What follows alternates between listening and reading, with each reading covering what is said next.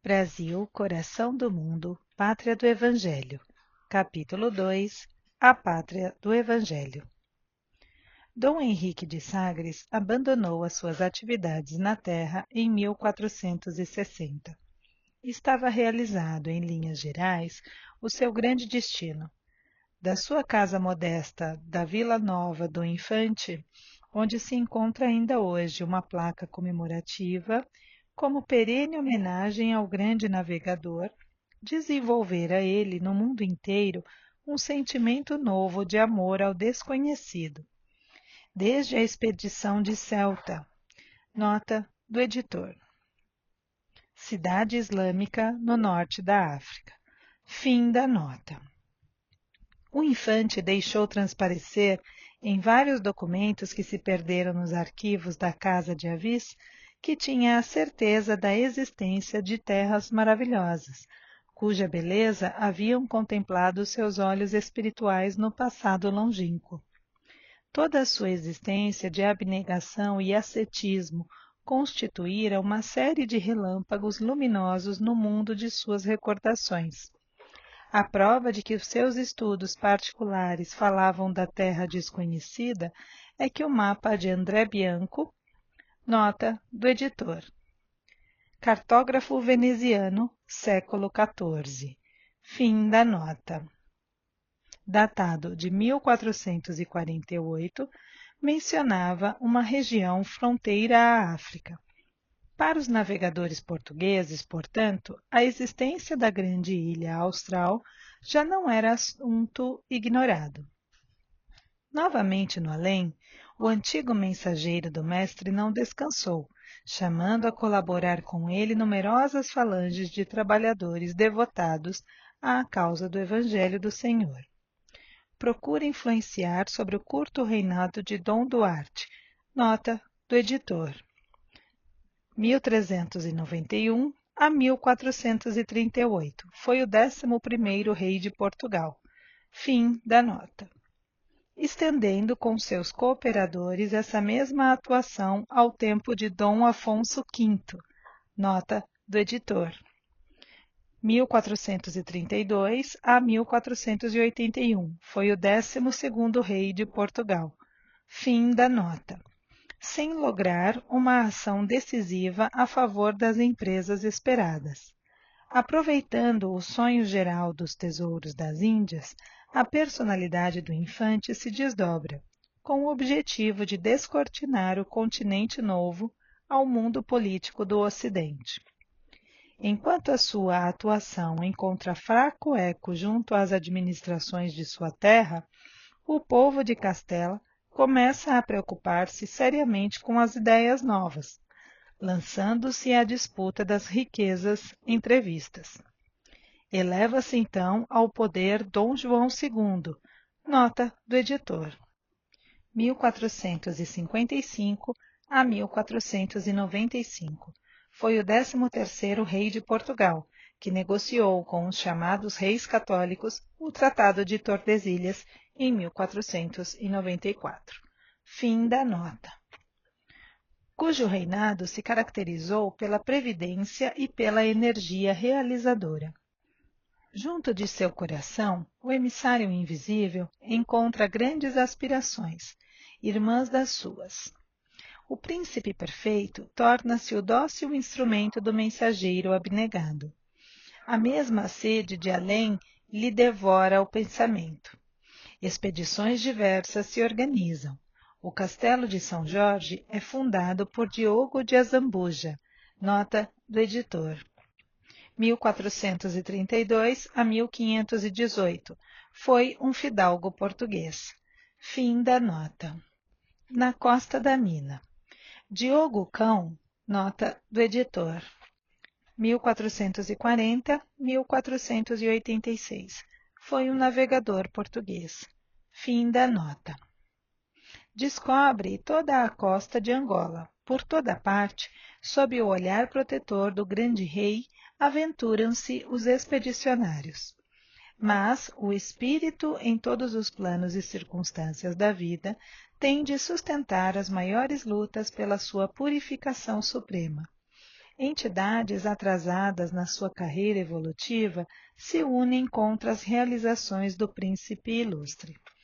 Depois do desastre no campo de Santarém, no qual o filho perde a vida em condições trágicas, surgem outras complicações entre a sua direção justiceira e os nobres da época, e Dom João II morre envenenado em Alvor no ano de 1495. Todavia, os planos da Escola de Sagres estavam consolidados. Com a ascensão de Dom Manuel I, nota do editor, 1469 a 1521. Foi o 14º rei de Portugal, conhecido como o Grande e o Venturoso. Fim da nota. Ao poder, nada mais se fez que atingir o fim de longa e laboriosa preparação. Em 1498, Vasco da Gama, nota do editor, 1469 a 1524, foi um navegador e explorador português. Fim da nota. Descobre o caminho marítimo das Índias. E, um pouco mais tarde, Gaspar Corte Real, nota do editor, 1450 a 1501. Foi um navegador português. Fim da nota. Descobre o Canadá. Todos os navegadores saem de Lisboa com instruções secretas quanto à terra desconhecida, que se localizava fronteira à África e que já havia sido objeto de protesto de Dom João II contra a bula de Alexandre VI. Nota do editor. Rodrigo Borgia, 1431 a 1503. Foi o 214º Papa da Igreja Católica. Fim da nota. Que pretendia impor-lhe restrições ao longo do Atlântico, por sugestão dos reis católicos da Espanha. No dia 7 de março de 1500, preparada a grande expedição de Cabral, nota do editor. Pedro Álvares Cabral, 1467 a 1520. Foi um fidalgo, comandante militar, navegador e explorador português, creditado como o descobridor do Brasil. Fim da nota. Ao novo roteiro das Índias, todos os elementos da expedição, encabeçados pelo capitão Mor, visitaram o Paço da Alcaçova. Nota do editor. Residência da família real portuguesa. Fim da nota.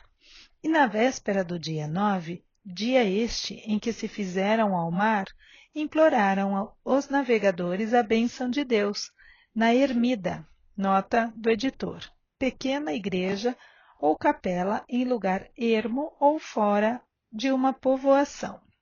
Fim da nota. Do Restelo, pouso de meditação que a fé sincera de Dom Henrique havia edificado.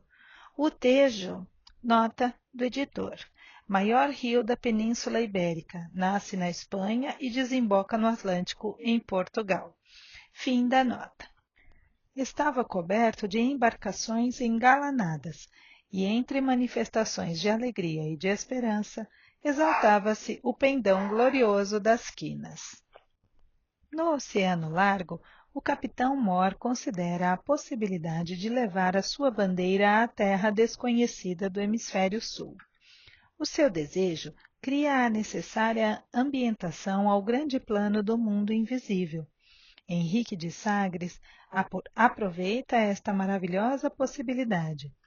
Suas falanges de navegadores do infinito se desdobram nas caravelas embandeiradas e alegres. Aproveitam-se todos os ascendentes mediúnicos. As noites de Cabral são povoadas de sonhos sobrenaturais, e insensivelmente as caravelas inquietas cedem ao impulso de uma orientação imperceptível. Os caminhos das Índias são abandonados. Em todos os corações há uma angustiosa expectativa. O pavor do desconhecido empolga a alma daqueles homens rudes, que se viam perdidos entre o céu e o mar, nas imensidades do infinito. mas a assistência espiritual do mensageiro invisível, que de fato era ali o divino expedicionário, derrama um claror de esperança em todos os ânimos. As primeiras mensagens da terra próxima recebem-nas com alegria indizível. As ondas se mostram agora, a miúde, qual concha caprichosa de folhas, de flores e de perfumes.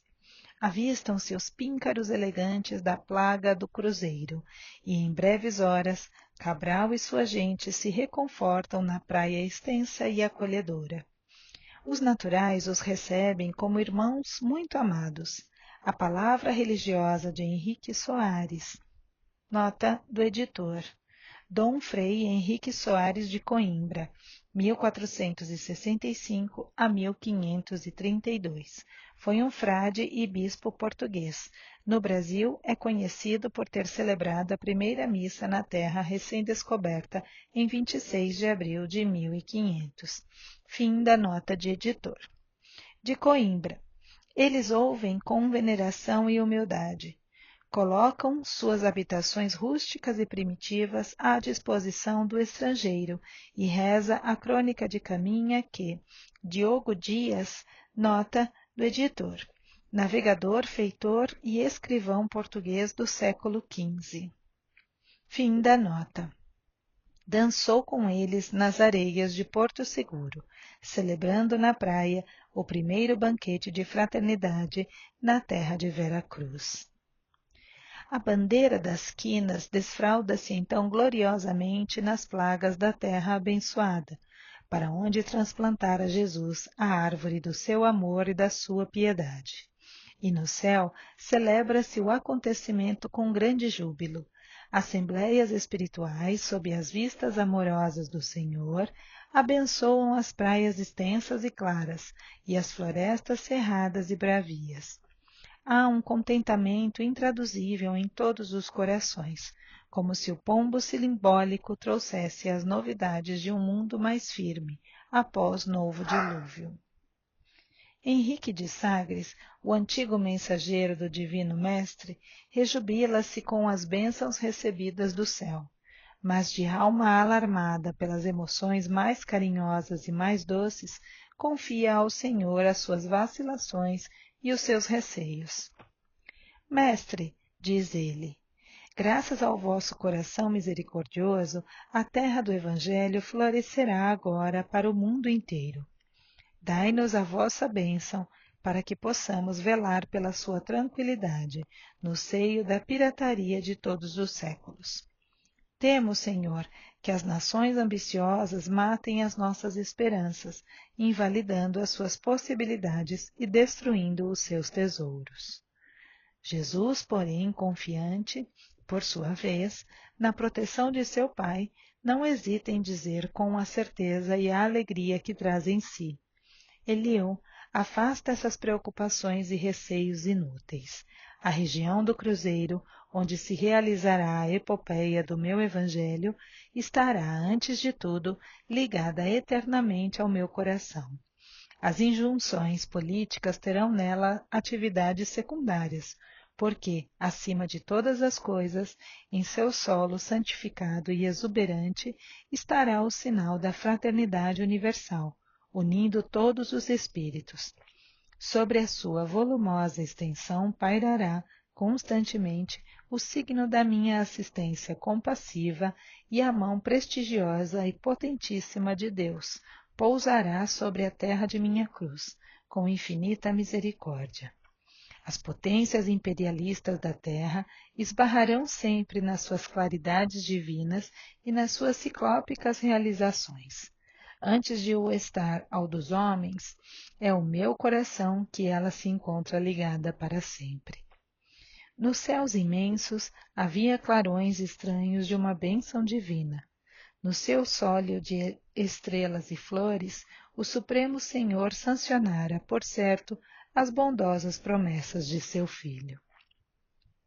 E foi assim que o minúsculo Portugal, ao longo de 3 longos séculos, embora preocupado com as fabulosas riquezas das Índias, pôde conservar, contra flamengos e ingleses, franceses e espanhóis, a unidade territorial de uma pátria com 8,5 milhões de quilômetros quadrados e com 8.000 quilômetros de costa marítima.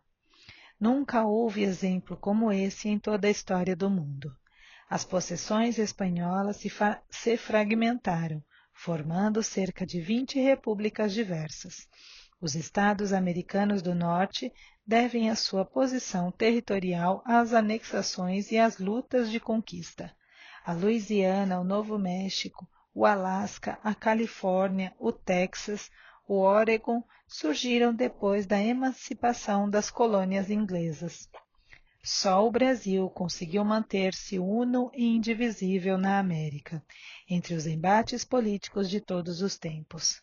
É que a mão do Senhor se alça sobre a sua longa extensão e sobre as suas prodigiosas riquezas. O coração geográfico do orbe não se podia fracionar.